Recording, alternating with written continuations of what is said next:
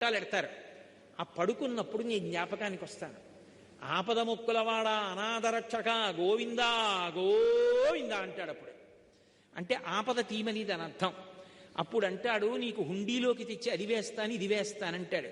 నేను తప్ప ఎవడు రక్షిస్తాడు వాణ్ణి? ఒక పక్క కలిపురుషుడి ప్రభావం, చెయ్యొద్దు అని తెలిసినా పాపకర్మలు చేస్తాడు. అప్పుడు నేను కూడా రక్షించడానికి ఇక్కడ లేకపోతే ఎవరికి చెప్పుకుంటాడు? నేనేం చేస్తానో తెలుసా? వాడు పాపం చేసి సంపాదించిన ధనాన్ని వాడి యొక్క పాపానికి సమానంగా ముడుపు కట్టిస్తాను. కొండ మీదకి రప్పిస్తాను. వాడే పట్టుకొస్తాడు ఆ డబ్బు, హుండీలో వేస్తాడు. తత్పాపరూపమైనట్టి ధనము ఆ పాపరూపమైన ధనం పట్ల నిస్పృహుండనగొచ్చు.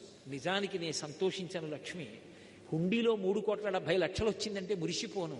అయ్యో ఇంత రప్పించవలసి వచ్చిందంటే ఎన్ని పాపాలు చేస్తే వచ్చిందో అని బాధపడతాను.